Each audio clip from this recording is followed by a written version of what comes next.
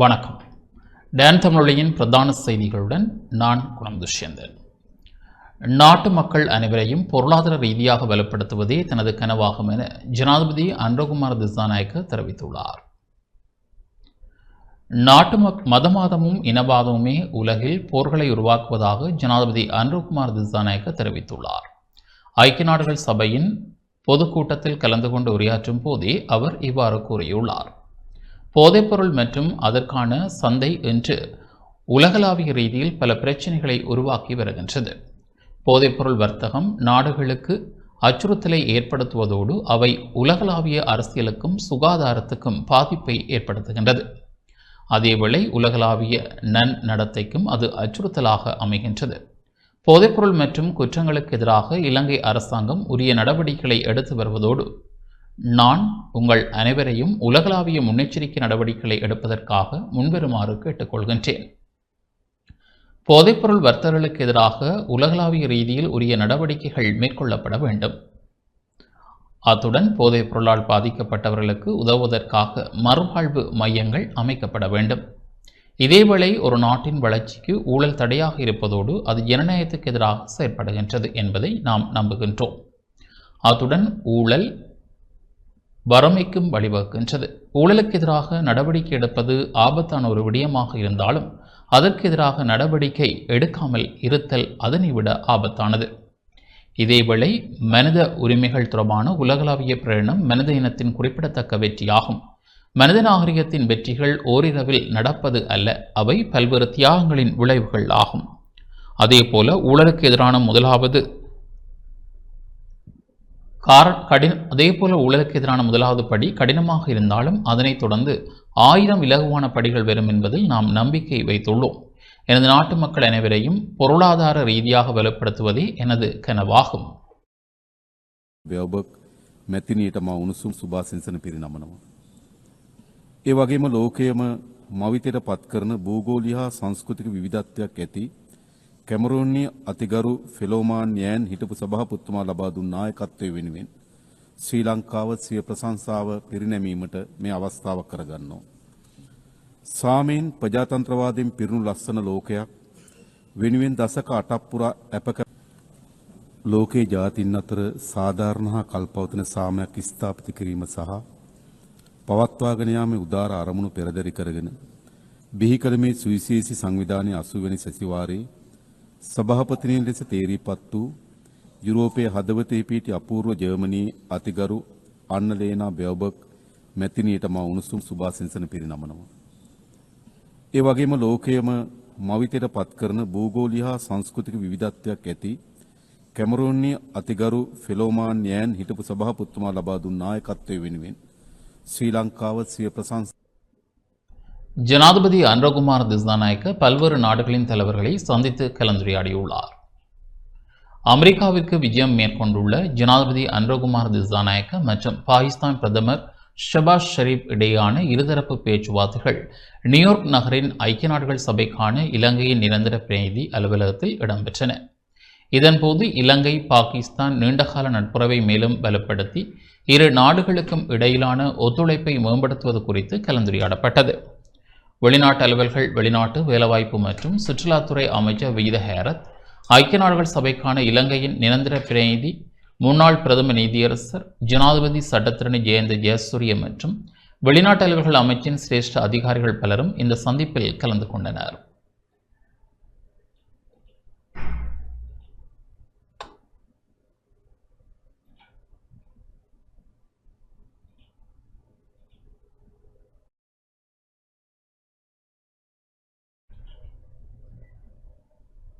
இதேவேளை ஜனாதிபதி அனுரகுமார திசாநாயக்க மற்றும் ஆஸ்திரேலிய பிரதமர் அந்தோனி அல்பனிஸ் இடையேயான இருதரப்பு பேச்சுவார்த்தைகள் நியூயார்க் நகரின் ஐக்கிய நாடுகள் சபைக்கான இலங்கையின் நிரந்தர பிரதிநிதி அலுவலகத்தில் இடம்பெற்றது.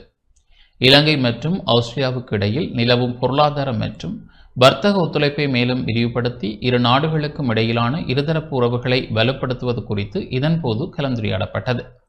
மேலும் இரு நாடுகளுக்கும் இடையிலான சுற்றுலாத்துறையை மேம்படுத்துதல், புதிய முதலீடுகள் மற்றும் சந்தை வாய்ப்புகள் தொடர்பிலும் விசேட கவனம் செலுத்தப்பட்டது.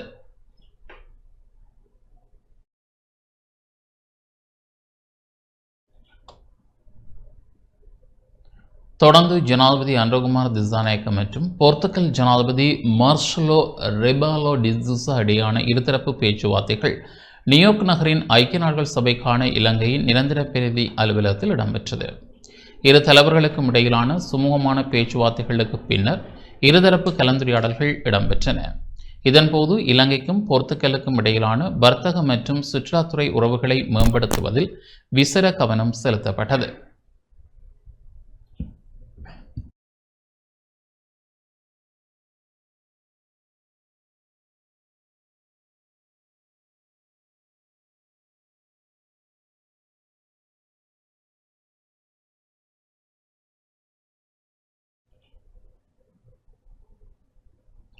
குருநாகலில் இடம்பெற்ற விபத்தில் 7 பேர் உயிரிழந்துள்ளனர்.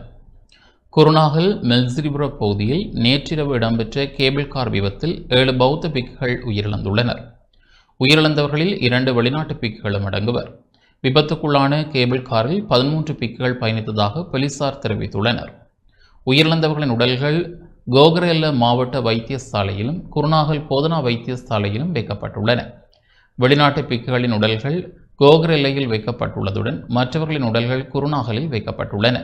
மேலும் பலர் படுகாயமடைந்து குருநாகல் போதனா வைத்தியசாலையில் சிகிச்சை பெற்று வருகின்றனர். இந்த விபத்திற்கான காரணம் குறித்து விசாரணை ஆரம்பிக்கப்பட்டுள்ளதாக போலீசார் தெரிவித்துள்ளனர்.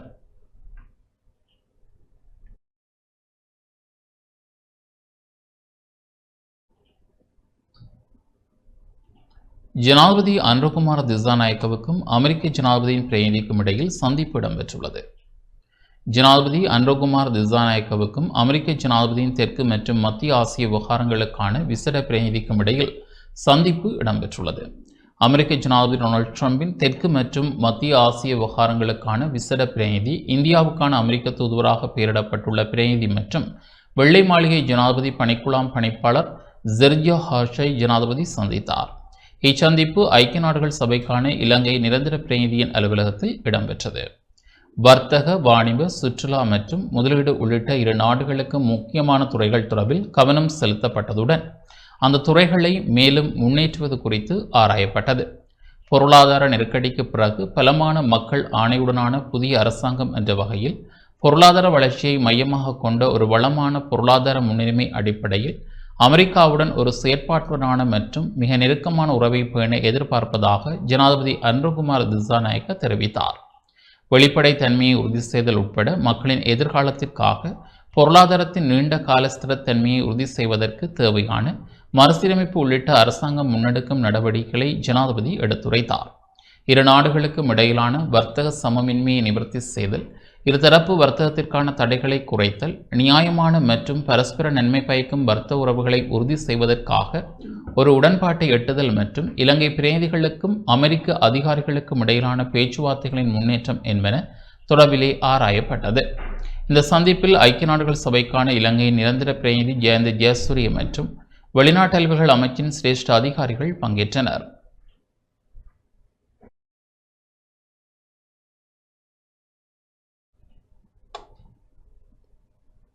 கிளிநொச்சி மாவட்டத்தின் 2ஆம் காலாண்டுக்கான ஊராட்சி முற்ற கலந்துரையாடல் நேற்று இடம்பெற்றது. கிளிநொச்சி மாவட்டத்தின் 2ஆம் காலாண்டுக்கான ஊராட்சி முற்ற கலந்துரையாடல் மாவட்ட அரசாங்க அதிபர் எஸ். முரளிதரன் தலைமையில் நேற்று மாவட்ட செயலக மாநாட்டு மண்டபத்தில் இடம்பெற்றது. கிரிஷலிஷ் நிறுவனத்தின் அனுசரணையுடன் வடக்கு மாகாண மகளிர் விவகார அமைச்சு மற்றும் கிளிநொச்சி மாவட்ட செயலகத்தின் ஏற்பாட்டில் தொடர்ச்சியாக ஊராட்சி முற்ற கலந்துரையாடல் இடம்பெற்றது. நேற்றைய கூட்டத்தில் கடந்த கூட்டத்தில் முன்வைக்கப்பட்ட பிரச்சினைகளின் முன்னேற்றம் தொடர்பில் ஆராயப்பட்டது.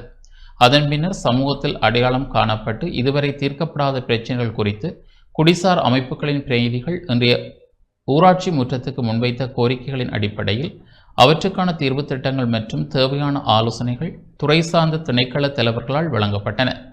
உளவள ஆற்றுப்படுத்தல் செயற்பாடுகள், போக்குவரத்து, சுகாதாரம், கல்வி, காணி, வீதி அபிவிருத்தி உள்ளிட்ட பல்வேறு பிரச்சினைகள் மற்றும் பெண்கள் சிறுவர்கள் எதிர்நோக்கும் சவால்கள், அதற்கான தீர்வுகள் மற்றும் எதிர்கால செயற்பாடுகளுடன் முன்னோக்கி செல்லுதல் தொடர்பில் கலந்துரையாடப்பட்டது. இந்த கலந்துரையாடலில் வடக்கு மாகாண மகளிர் விவகார அமைச்சின் செயலாளர், கிளிநொச்சி மாவட்ட மேலதிக அரசாங்க அதிபர்கள், மாவட்ட செயலர் திட்டமிடல் பணிப்பாளர், கரிச்சி பிரதேச செயலாளர், பளை பிரதேசபை தவிசாளர், பூநகரி பிரதேசபை உதவி தவிசாளர், பல்துறைசார் அரசு உயர் அதிகாரிகள், கிரிசலிஸ் நிறுவன திட்ட முகாமையாளர் உள்ளிட்ட உத்தியோகஸ்தர்கள், அரசு சார்பற்ற நிறுவனங்களின் மாவட்ட இணைப்பாளர்கள், கிளிநொச்சி மாவட்ட குடிசார் அமைப்புகளின் பிரதிநிதிகள், சமூக ஆர்வலர்கள் என பலர் பங்கேற்றனர்.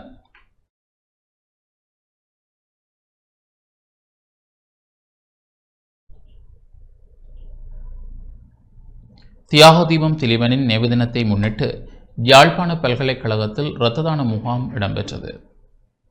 தியாகதீபம் திலீபனின் 38வது ஆண்டு நினைவு தினத்தை முன்னிட்டு யாழ்ப்பாண பல்கலைக்கழகத்தில் நேற்று இரத்த தான முகாம் இடம்பெற்றது. யாழ்ப்பாண பல்கலைக்கழக மாணவர் ஒன்றியமும் யாழ்ப்பாண பல்கலைக்கழக ஆசிரியர் சங்கமும் இணைந்து இந்த இரத்த தான முகாமை ஏற்பாடு செய்திருந்தன. இதன்போது பலர் இரத்த தானம் வழங்கியுள்ளனர்.